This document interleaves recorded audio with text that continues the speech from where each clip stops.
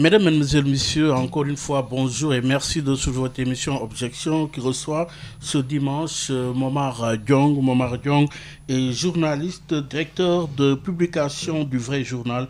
Il est analyste politique. Momar Diong, c'est un plaisir encore une fois de vous recevoir à Objection et merci d'avoir bien voulu accepter notre invitation.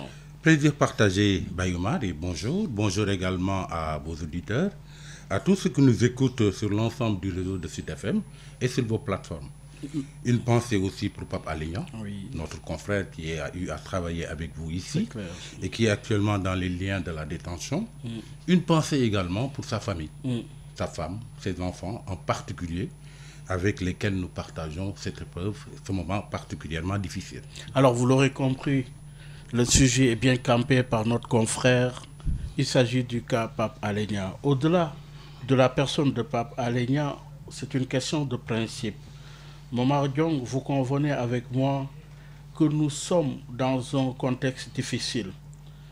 Est-elle grave cette situation dans laquelle se trouve la presse sénégalaise? Jamais la liberté de la presse n'a été aussi menacée. Reporters sans frontières alerte la prolifération des attaques anti-médias, la répression et le triomphe d'hommes forts à la tête des États, exemple avec Erdogan. Alors la presse chez nous au Sénégal, c'est le cas avec l'arrestation de notre confrère, il s'agit de Pape Alé Niang.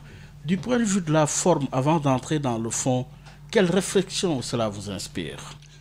Écoutez, moi j'estime que Pape Alé Niang peut-être est un journaliste qui par ses sorties, ses lives, dérangeait. Et c'est en cela que j'ai dit qu'il ne fallait pas que nous ayons au Sénégal une justice revancharde.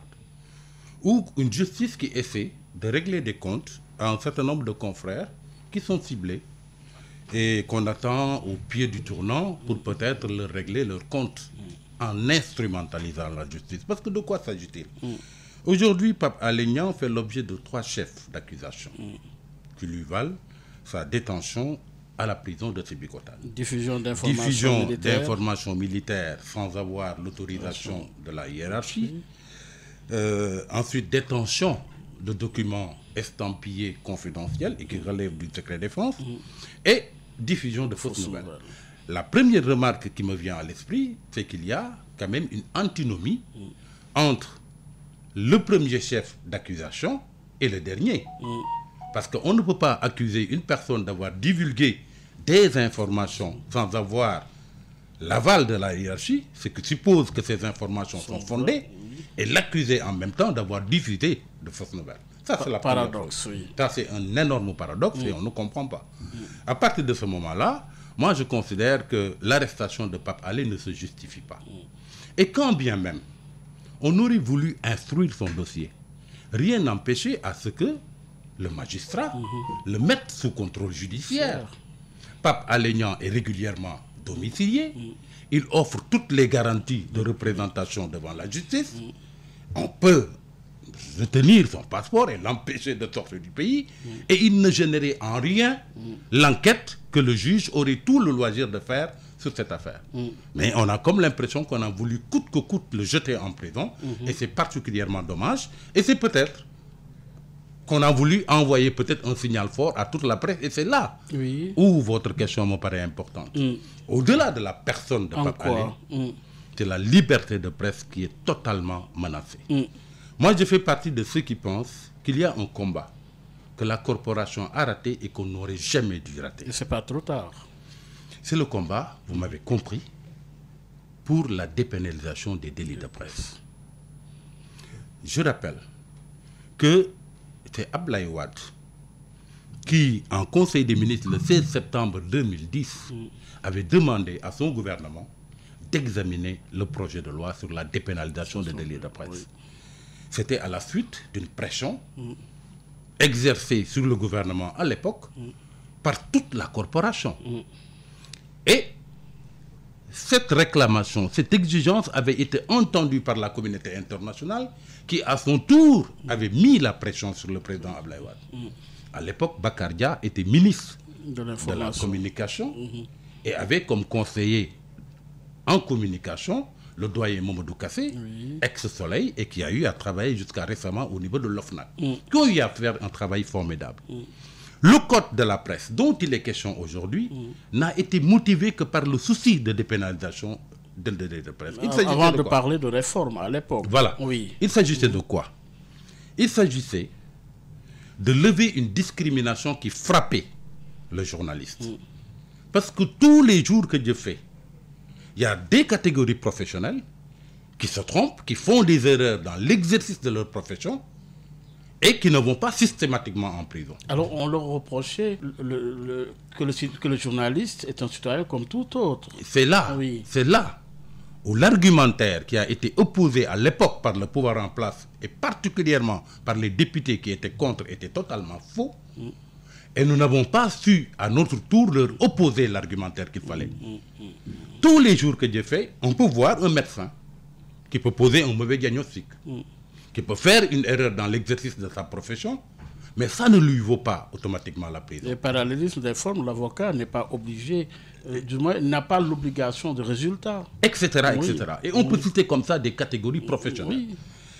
Mais pourquoi le journaliste, à partir du moment où il fait une erreur dans l'information qu'il manipule tous les jours, il doit systématiquement aller en prison? C'est cette discrimination-là qu'il fallait régler.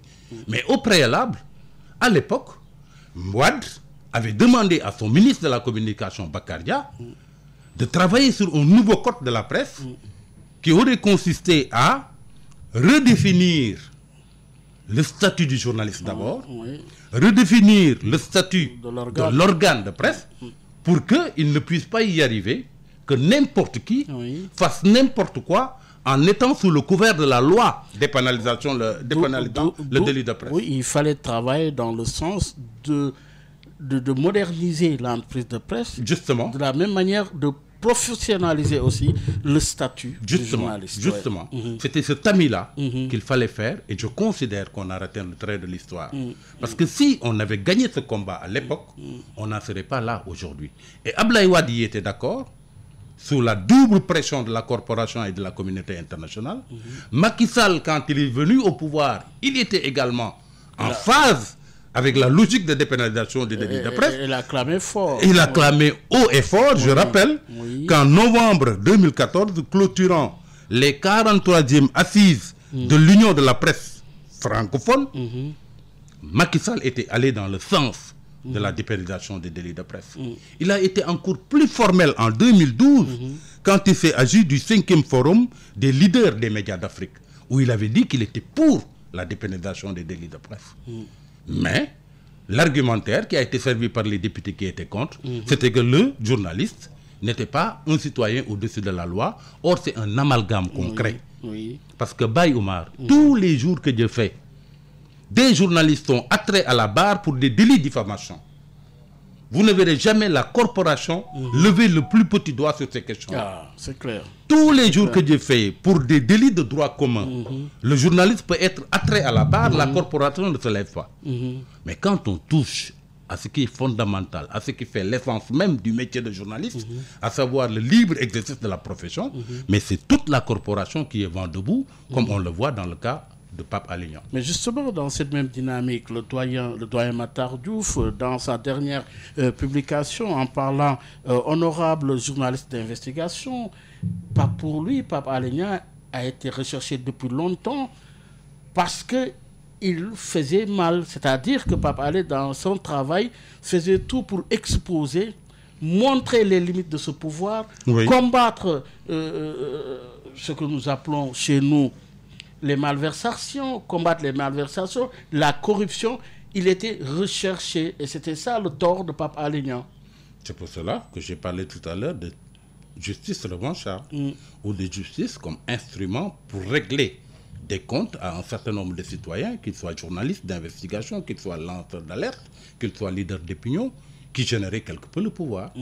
On attend un tout petit peu un motif à leur coller pour les prendre et les jeter en prison. Pape Alé Niang, et le doyen Diouf a parfaitement raison, Pape Alé Niang n'a fait que ce qui relève du journalisme d'investigation. Il a tracé tout le processus. Parmi le flot de réactions qu'il y a eu depuis son arrestation, j'ai particulièrement noté celle du réseau ouest-africain des défenseurs des droits humains et la coalition sénégalaise des défenseurs des droits humains, qui sont allés jusqu'à définir ce que c'était le journalisme d'investigation. Et tiens-toi bien, Baye Omar, le journalisme d'investigation, disent-ils, implique d'exposer au public des affaires dissimulées de manière délibérée par une personne en position de pouvoir ou cachées accidentellement car noyées dans une masse de faits qui en obscurcissent la compréhension. Qu'est-ce que Pape Alé a fait si ce n'est cela? Est-ce que ça doit lui valoir la prison? Il y a des gens qui l'accusent de faire de la politique. Et ce qui est grave dans ce pays-là, c'est qu'on a comme l'impression qu'on marche par la tête. Parce que parmi ceux qui l'accusent et qui essaient de l'enfoncer et qui disent qu'il était dans une posture politique, il y a particulièrement une confrère que j'ai remarquée qui a osé dire que Pape Alé fait de la politique, alors que elle, dans son support, n'hésite pas à aller jusqu'à verser dans la propagande politique en disant clairement aux Sénégalais que vous allez vous mordre le doigt le jour où vous porterez Ousmane Sonko au pouvoir. Et c'est celle-là qui a l'outrecuidance d'accuser Pape Alé Niang de faire de la politique. Pape Alé Niang n'a jamais été jusqu'à demander à des Sénégalais de ne pas voter Macky Sall ou de voter pour Ousmane Sonko. Et il le dit souvent, pendant longtemps et dans plusieurs de ses déclarations, Pape Alé Niang est clair qu'il y a des informations qu'il ne peut pas diffuser parce qu'étant, de son point de vue, des informations à ne pas mettre sur la place publique. Ça veut dire quoi? Ça veut dire qu'il a eu une posture qui a toujours été une posture responsable. Il a toujours su la ligne rouge à ne pas franchir.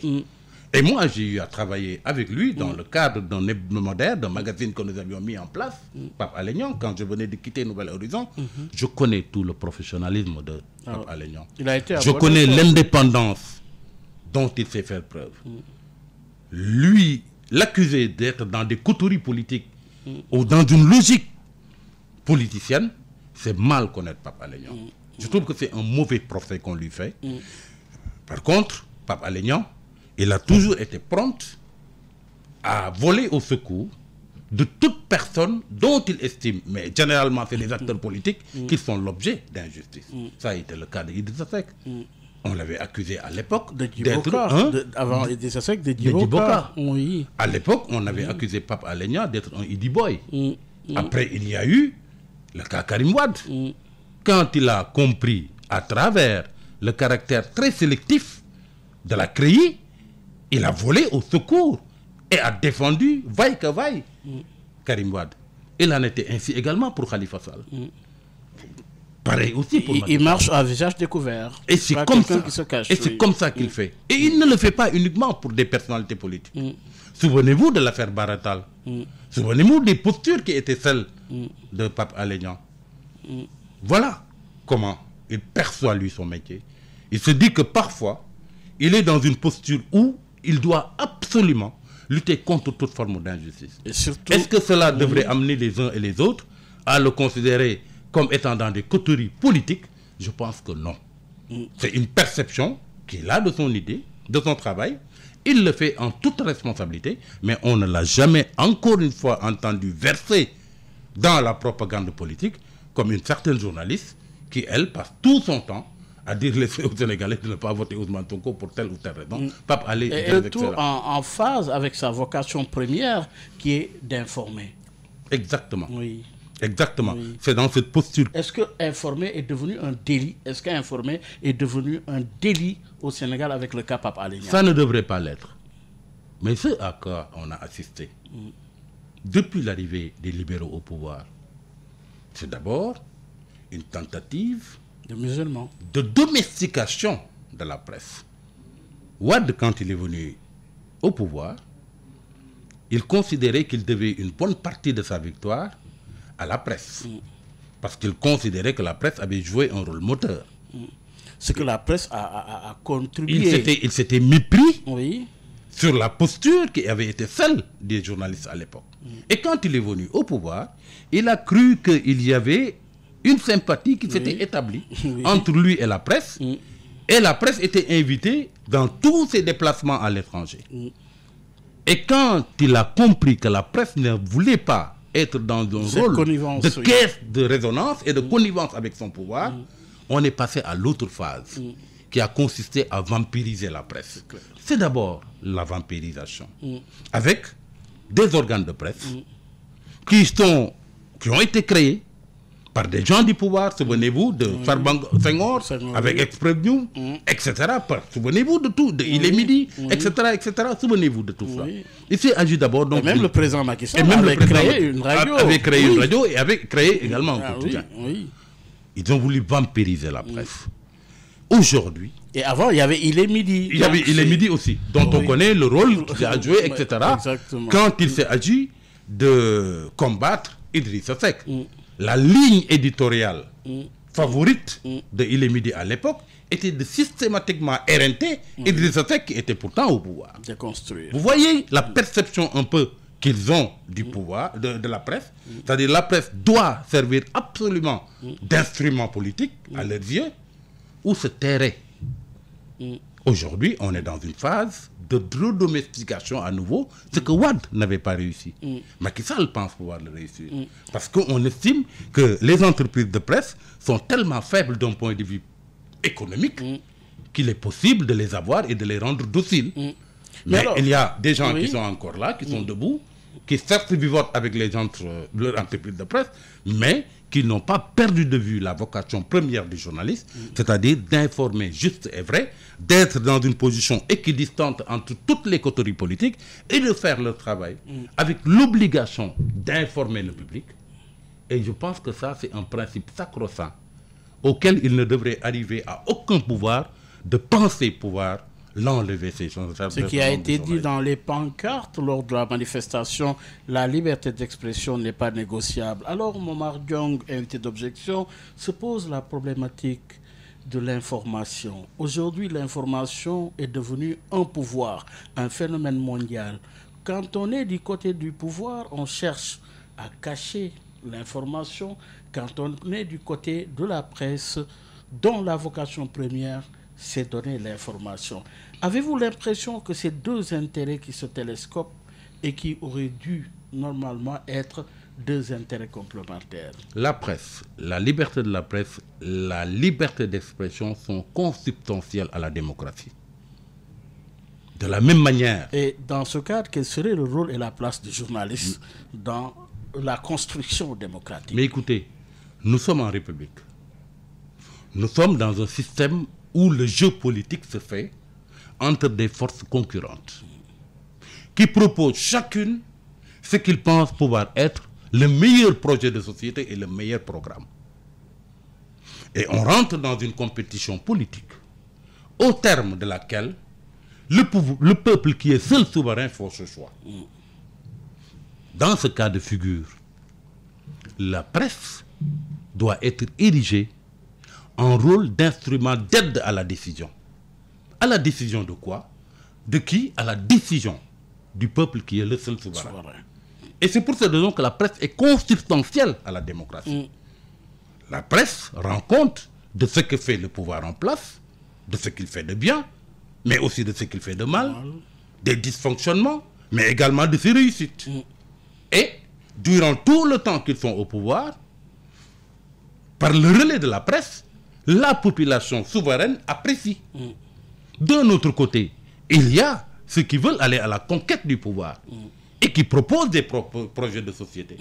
Que la presse, sans rentrer dans un rôle de propagande, peut également porter à l'attention du public. Et au terme du mandat, quand viendra le moment de choisir, par le rôle constant qui a été joué par la presse, pour mettre en évidence les réussites du pouvoir en place, et également ses errements, ses défaillances. De l'autre côté, pour mettre en valeur les propositions de projets de société, alors là, le pouvoir souverain a toute l'attitude de pouvoir choisir. Et c'est pour cette raison que vouloir casser la presse, vouloir casser les médias, dans une démocratie, dans une république, c'est la dernière des choses auxquelles il faut penser. Ah oui. Et ce que je trouve déplorable, c'est qu'au moment où la presse classique fait l'objet d'une agression d'une toute autre nature, cette agression, c'est quoi? C'est l'agression des réseaux sociaux. Aujourd'hui, l'un des chevaux de bataille du président Macky Sall, c'est d'aller en croisade contre les dérives dans les réseaux sociaux. Mais nous aussi, corporations, nous aussi, journalistes professionnels, hommes des médias, nous aussi, médias classiques, nous sommes engagés dans le même combat.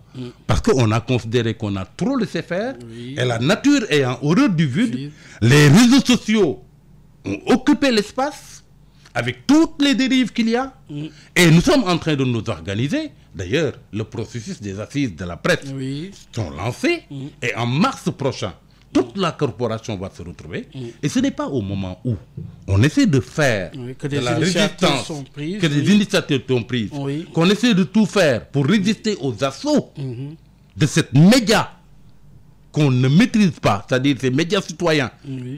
Le clic, à partir du clic, on peut tout faire. Ce n'est pas à ce moment-là que l'État doit nous mettre des bâtons dans les pieds et fragiliser les journalistes qui font leur métier et qui le font le plus normalement du monde. Ce qui pose la problématique de la responsabilité. Maintenant, dans ce cadre-là, Momar Diong, aujourd'hui, dans le prolongement de cette affaire dite Pape Alé Niang, il y a également le problème aussi des deux militaires. Je parlais du sergent Fulbert Sambou, mais également de Didier Badji en service également en l'inspection générale d'État, IGE, mais il y a aussi sergent Fulbert qui est aussi des renseignements. Aujourd'hui, dans le prolongement de cette affaire, se pose une question de sécurité aujourd'hui. Est-ce que c'est toujours l'information, mais dans le sens large, qui en est arrivé là en termes d'enjeux? Écoutez, moi ce que j'ai constaté, c'est d'abord que cette affaire est extrêmement grave. Mais je ne voudrais pas m'épancher outre mesure là-dessus pour une bonne et simple raison. C'est une question non seulement en instruction, mais c'est une question particulièrement douloureuse et sensible pour les familles qui sont aujourd'hui éprouvées. Il y a une des familles dont le corps du proche a pu être retrouvé en état de putréfaction avancée. Et à ce que je sache, l'autre corps ne l'est pas encore. Donc, c'est des familles qui, aujourd'hui, vivent des moments particulièrement difficiles. Et nous épancher sur cette question-là, à ce moment précis, me paraît extrêmement difficile et risqué. Par contre, ce qu'on a remarqué depuis un certain temps, c'est qu'il y a une corps d'élite qui s'appelle la gendarmerie et où il y a un certain nombre de dysfonctionnements. Et nous n'avons pas été les premiers à le dire. Souvenez-vous de l'ouvrage qui a été produit par le colonel Alioune Ndao pour l'honneur de la gendarmerie, en mettant en exergue un certain nombre de dysfonctionnements, de défaillances, de pratiques qui étaient répréhensibles et condamnables au sein d'un corps qui a toujours fait la fierté des Sénégalais. Ça, c'est la première chose. La deuxième chose, c'est qu'il y a quelque chose également qui a sans doute impacté très négativement la maréchaussée. C'est la manière dont le haut commandant Jean-Baptiste Tine a été enlevé de ses fonctions par le président Macky Sall de façon quasiment cavalière. Il était à 2 mois ou quelques mois à peu près, si mes souvenirs sont exacts, de sa retraite. Il n'y avait aucune urgence qui nécessitait que le président Macky Sall, à l'époque en déplacement, signant un décret pour le limoger de cette fonction. Vous ne croyez pas que ça a créé quand même des états d'âme? Quelques frustrations au sein de la maréchaussée? Ça aussi, c'est un problème. On a également vu à 2 reprises, lors de manifestations de mars 2021, des milices, des nervis, des personnes en civil qui intervenaient sur le terrain et qui matraquaient et cassaient des manifestants à côté de la maréchaussée. Mais cette scène aurait été inimaginable il y a quelques années. Ça aussi, je crois que ça a contribué à fragiliser le corps. Tout comme également ce qu'on a vu de la part de ces mêmes nervis lors d'un déplacement à Fouta du président Macky Sall avec des nervis qui intervenaient marcher à côté des gendarmes et des policiers et matraquer. Oui. Mais ça, c'est extrêmement grave, Bayoumar. Et je crois que tout cela a un peu d'éteint quand même sur ce corps. Et moi, j'ai très mal d'en parler parce que la gendarmerie que j'ai connue il y a quelques années n'est pas celle que je vois aujourd'hui. Et c'est vraiment dommage et regrettable. Et c'est encore plus grave au moment où notre pays, on ne le dit pas assez, est entouré par une ceinture de feu. Les gens parlent même de la sous-région. Mais avant même la sous-région, voyons les pays avec les limitrophes avec lesquels le Sénégal a des frontières. Partage les frontières, C'est d'abord le Mali. Le Mali, où il y a une junte militaire qui s'est installée au pouvoir et où opère le groupe Wagner suisse. Résultat des courses, toutes les forces occidentales, une à une, se sont retirées du Mali. Et donc, le Mali est une zone particulièrement dangereuse et une poudrière dont l'explosion, etc., peut forcément toucher le Sénégal. Vous avez de l'autre côté la Guinée avec également une junte militaire qui s'est installée au pouvoir. Là aussi, c'est une menace en permanence contre le Sénégal. Vous avez la Guinée-Bissau, où il y a eu une élection présidentielle qui a mis Mbalo au pouvoir. Mais vous connaissez l'instabilité légendaire de la Guinée-Bissau. Aujourd'hui, c'est l'ancien Premier ministre Gomez qui fait l'objet de recherche. Vous voyez un peu la situation dans laquelle on est. Donc, quand on tient compte de tout cela, et quand on tient compte particulièrement du fait que le Sénégal n'est plus un pays quelconque, à partir du moment où il y a d'importantes découvertes de gaz et de pétrole, il va falloir que nous fassions attention. Et Bayoumar, vous êtes très bien placé pour savoir que souvent, il peut arriver même que ces pays occidentaux qui se disent être vos partenaires souffrent sous les braises pour que, en vérité, in fine, pouvoir au nez et à la barbe d'un État, parce que qui se serait totalement délité, exploiter vos produits. C'est ce qu'on appelle la malédiction du pétrole. Il faudrait qu'on veille à ce que cette malédiction... L'information et la gestion de l'information est centrale. Mais bien évidemment, il va falloir que de ce point de vue-là, que nous fassions très, très, très attention. Alors, aujourd'hui, le contexte économique, le contexte social chargé, avec une Assemblée nationale qui est en train aujourd'hui d'organiser un marathon pour le vote du budget, un budget dit social. Justement, de ce point de vue, parallélisme des formes, un journaliste est encore détenu en prison. D'où se situe aujourd'hui la priorité des priorités? C'est à ce niveau-là que la presse, que le pouvoir en place a manqué de tact. Je peux parler de l'autorité politique et judiciaire et a manqué du sens de la stratégie. Parce qu'aujourd'hui, vous ne pouvez pas poser un acte qui amène à ce que vous vous aliénez la corporation, les hommes des médias, au moment où vous aviez le plus besoin d'eux. Pour deux raisons. Je crois que l'action qui est enclenchée par les pouvoirs publics pour lutter contre la cherté de la vie avait besoin d'un partenaire essentiel qui me semble être la presse. Sans aucune coloration. Dans un sursaut patriotique. Avec l'envie de bien faire. Citoyen, la presse aurait dû accompagner cette dynamique, accompagner ce mouvement.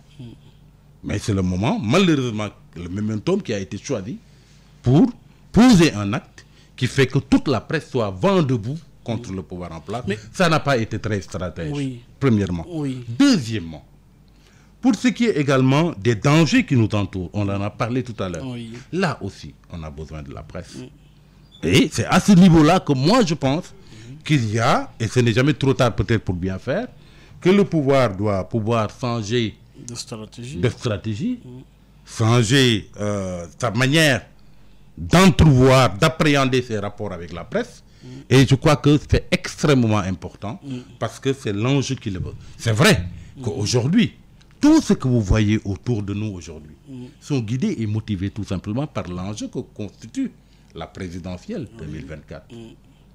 avec la situation qui prévaut, on y reviendra sans doute, ça. avec la situation d'incertitude totale qui prévaut aujourd'hui et qui peut expliquer que de part et d'autre, qu'on soit focus sur 2024 et qu'on oublie en réalité les vrais problèmes. Il y a des sujets quand même, des sujets à scandale aussi aujourd'hui qui sont sur la place publique et qui nécessitent aussi des clarifications, des éclaircissements. Mais bien sûr. Est-ce que de ce point de vue, essayer d'étouffer, comme on dit, l'information serait la règle fondamentale? De toutes les façons, on connaît bien l'adage, on ne peut pas arrêter la mer avec ses bras. Et de toute manière, si ce n'est la presse classique, traditionnelle, formalisée, c'est les réseaux sociaux qui véhiculeront un certain nombre d'informations. Aujourd'hui, je crois qu'il est inutile, de la part même d'un pouvoir, de vouloir contrecarrer le travail des journalistes. Parce que, au moins, le journaliste, avant de donner une information, il vérifie l'information. C'est la première chose. Il utilise la règle de la triangulation pour voir si l'information est vérifiée.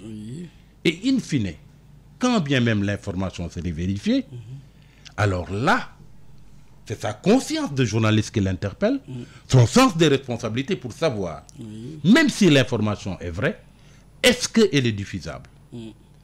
Quelles sont les conséquences que le pays pourrait encourir en cas de diffusion d'une telle information? Là, c'est une posture que le journaliste responsable se trouvant dans une rédaction, c'est l'éternel débat. Et là, le journaliste le fait comme ça. Par contre, si on essaie d'étouffer cette place classique, au lieu de la soutenir dans son combat de résistance face aux réseaux sociaux, mais on risque d'assister au plus grand danger qui guette nos pays, c'est-à-dire ce flux d'informations qui émane des réseaux sociaux, avec maintenant l'émergence du média citoyen, le média citoyen, qui, à partir de son téléphone portable, peut véhiculer une information qui peut brûler le pays, ça devient extrêmement grave. Et c'est pour cette raison que nous, presse et pouvoir public, on devrait quand même pouvoir, de manière intelligente, travailler à avoir les meilleurs rapports qui soient, à permettre aux journalistes de faire librement son travail, et à faire face surtout à l'ennemi commun que nous avons. À l'occurrence, les réseaux sociaux qui sont en train de menacer dangereusement non seulement les équilibres du pays, mais aussi le métier de journaliste. Parce que souvent, malheureusement, il y a un amalgame qui se fait. Quand une information tombe sur la place publique, quand bien même elle ne viendrait pas d'un organe ou d'un journaliste, on l'attribue à la profession. Parce que tout simplement, ça vient des réseaux sociaux. Et à ce niveau-là, il y a un combat quand même que nous, et pouvoir public, gagnerons à mener ensemble. Mais là, il va falloir qu'on établisse les meilleurs rapports qui soient et qu'on sache vraiment pouvoir, en front commun, faire face à ce grand danger-là qui guette la profession. Mais que chacun reste à sa place. Mais que chacun reste à sa place, mais bien évidemment. Mais justement, dans un contexte démocratique, dans un contexte aussi d'élections en vue, je veux parler de la présidentielle de 2024. Aujourd'hui, vous avez constaté que les partis politiques, les coalitions sont sur le terrain et le rapport de force devient de plus en plus difficile. Comment analysez-vous, d'un côté, un parti au pouvoir avec la vente des cartes, avec justement ses initiatives pour se maintenir au pouvoir, et de l'autre côté, une opposition de plus en plus engagée et mobilisée, comme cela se dessine à l'Assemblée nationale, qui fait face. Comment analysez-vous cette situation? Mais Bayouma, c'est le plus grand paradoxe que moi je constate dans la situation que l'on traverse. Figurez-vous que 2024, c'est déjà demain. Dans 4 mois, très exactement, commenceront les opérations de révision des listes électorales. C'est au mois de mars. Mais à l'heure où on va vers l'élection la plus incertaine, où il n'y a aucune certitude en réalité. Qu'est-ce que nous avons sur la place, sur l'échiquier politique? Nous avons 2 principaux challengers qui essaient de rendre leur candidature évidente. En l'occurrence, le président Macky Sall et Ousmane Sonko. Et quand on va jusqu'à vouloir rendre sa candidature évidente, c'est parce que quelque part, on a conscience que quelque chose pourrait l'entraver.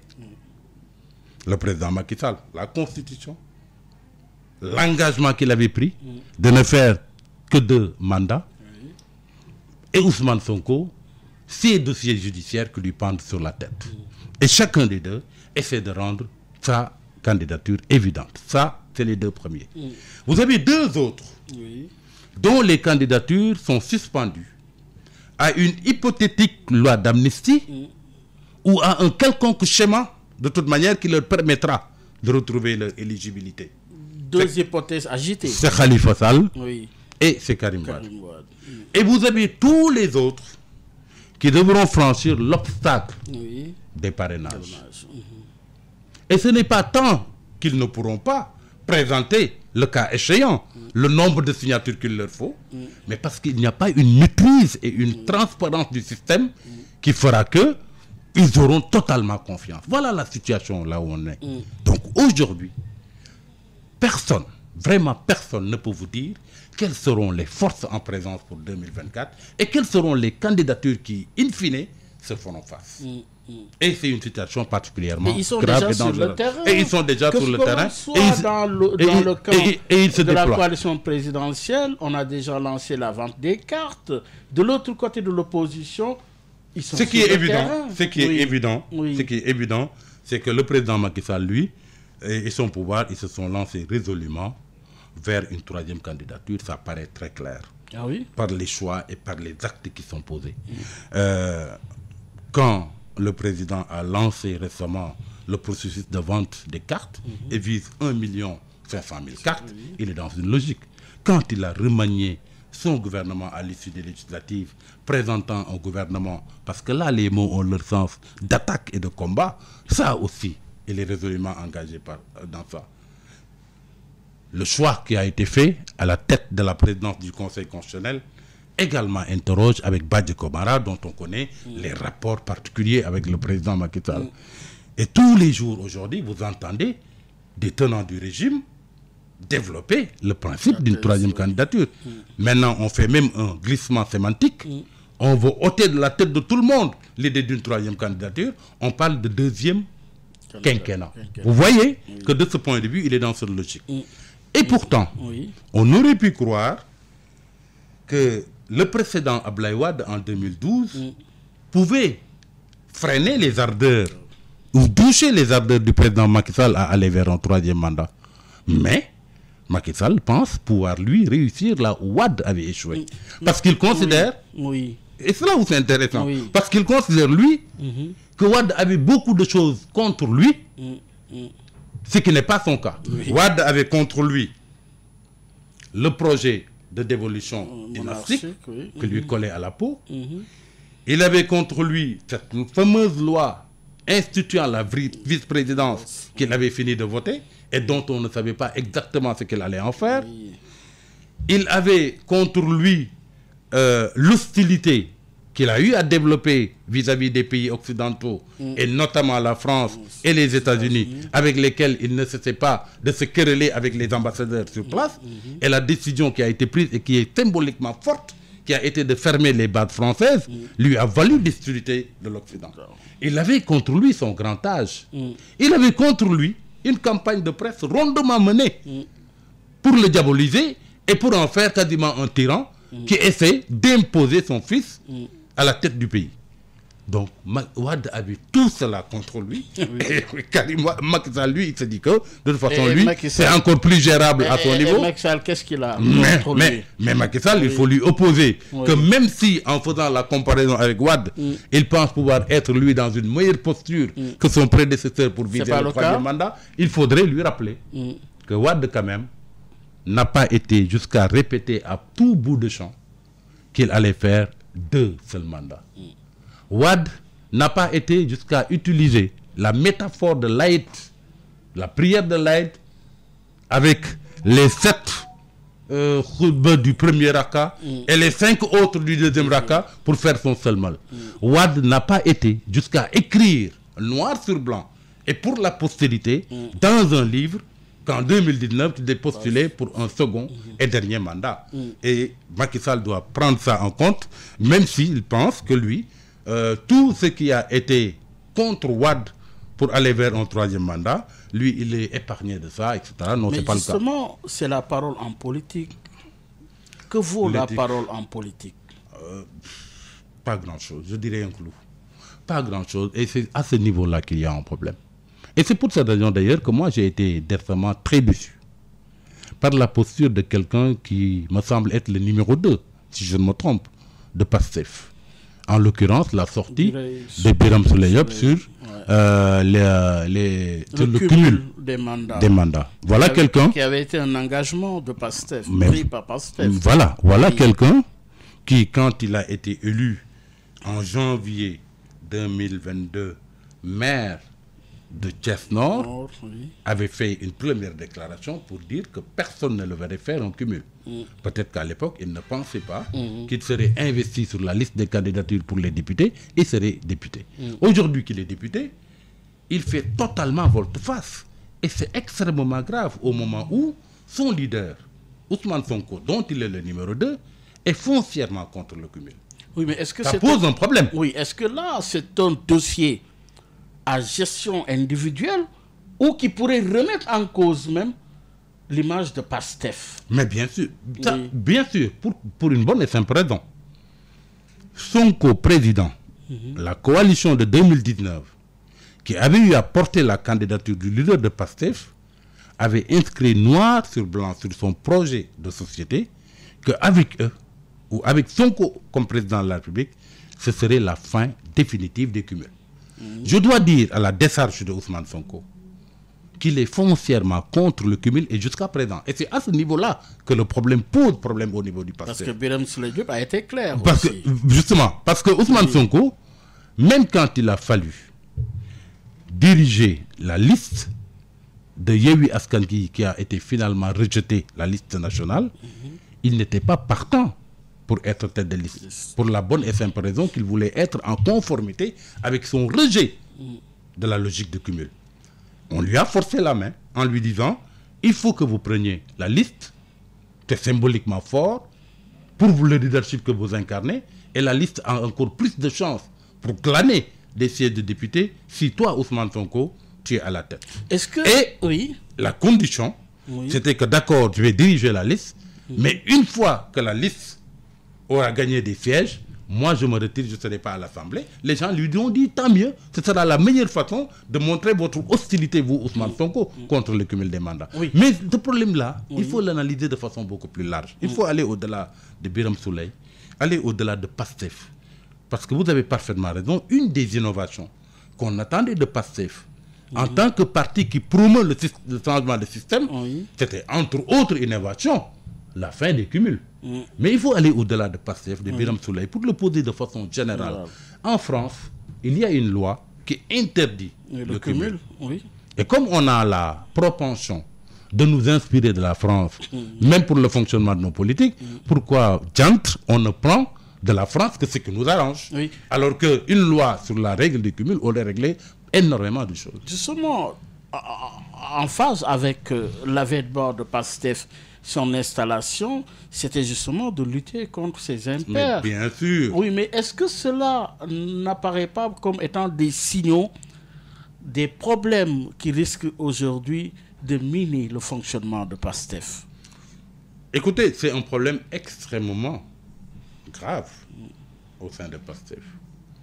Parce que quand le numéro 1 et le numéro 2 ne sont pas en phase sur une question aussi essentielle, ça peut quand même interroger au niveau de PASTEF. Et je crois que le malaise n'est pas encore visible en apparence, on ne l'a pas, mais sans doute peut-être à l'intérieur de PASTEF, normalement cette friction, cette césure, cette fissure que l'on voit entre la position affichée par le numéro 1 et le numéro 2 sur la question du cumul, ça vraiment devrait faire bouger les choses. Je crois qu'il y a des convulsions internes au niveau du parti qui ne sont peut-être pas à exclure. Oui, à exclure. Nous restons dans le champ justement des coalitions, avec la coalition de l'opposition qui descend sur le terrain, mais de façon dispersés, pour ne pas dire chacun y va de son côté. Comment appréhendez-vous ce comportement, cette situation en perspective de 2024? On a vu Khalifa Sall qui commence aussi de son côté à aller vers ses militants. Idem pour Ousmane Sonko, idem également pour Déthié Fall et les autres quand même qui vont à la conquête des suffrages. Est-ce que c'est pas justement un problème en vue ou comment analysez-vous cette situation? Bon, il faut dire que, conformément à la charte de Yewwi Askan Wi, je crois qu'il n'est pas exclu qu'il y ait plusieurs candidatures à la présidentielle. C'est ça. Je crois qu'ils s'étaient entendus très clairement sur la question, comme quoi ils étaient partis pour faire 2 élections de façon homogène et ensemble, en l'occurrence les locales et les législatives, et qu'après, chacun était libre D'y aller. en perspective de la présidentielle d'y aller. Ça, c'est la première chose. La deuxième chose, on a parlé tout à l'heure de la nature totalement ouverte et incertaine de la présidentielle vers laquelle nous allons. Chacun croit pouvoir avoir sa chance en direction de l'échéance vers laquelle nous allons, parce que jamais une élection présidentielle n'a été aussi incertaine en termes de candidature et ouverte. Ça, Malick Gakou a déclaré qu'il serait le prochain président. La troisième chose, c'est que quelque part au niveau de l'opposition, ils se disent qu'une pluralité des candidatures dans le cadre d'une élection présidentielle. Pour vous, serait une bonne chose? Écoutez, c'est moins grave et moins rédhibitoire pour l'opposition dans le cadre d'une élection présidentielle que pour des élections locales ou législatives, pour une raison bien simple. C'est une question de quotient personnel et individuel. Chacun ira. Et si chacun a le potentiel de voir qu'il est en droit d'attendre, écoutez, ça peut créer une condition où il mettrait en ballottage défavorable le candidat du camp du pouvoir. Ce n'est pas pour rien que généralement on a vu le scénario de 2012 avec l'alternance qui est survenue, avec 14 candidats dont 13 de l'opposition qui faisaient face à Wade. Et résultat des courses, quand chacun a eu ses voix, mais Abdoulaye Wade était amené en ballottage au second tour. Et fait inédit, les 12 candidats malheureux du premier tour ont basculé dans le cas de Macky Sall, qui n'était qu'avec 25%. Parce que ça, beaucoup de Sénégalais l'oublient. Macky Sall, pour la première fois, quand il était à l'élection présidentielle, il n'avait recueilli que le quart de l'électorat. C'était 25%, mais il a fallu une large convergence des 12 autres candidats de l'opposition pour qu'il puisse gagner avec 65%. Il est resté logique tout en gardant cette même coalition. Oui, il a gardé c'est tout à son honneur. C'est tout à son honneur. Oui. Et là, il faut reconnaître que jamais une coalition n'a eu une longévité comme le Benno Bokk Yakaar. Alors, une question avant de terminer, Momar Diong, c'est justement le prolongement de ces difficultés au niveau social. Nous avons parlé aussi du contexte économique dans lequel le Sénégal est et surtout les enjeux démocratiques dans un contexte politique en perspective de la présidentielle de 2024. Aujourd'hui, comment se dessine l'horizon pour le Sénégal? Pour le Sénégal, vous avez parlé de la question géopolitique avec tout ce que cela donne comme incertitude. Aujourd'hui, quelle posture le président Macky Sall devrait incarner pour, préserver le Sénégal de ces turpitudes qui apparaissent comme craintes, mais justement la paix sociale. C'est l'enjeu. Bayoumar, on a bien fait de terminer par cette question. Et sur cette question, je voudrais m'attarder et dire aux Sénégalais et leur faire prendre conscience qu'il y a 2 situations qui peuvent créer des problèmes au Sénégal. C'est la candidature du président Macky Sall et c'est la non-candidature de Ousmane Sonko.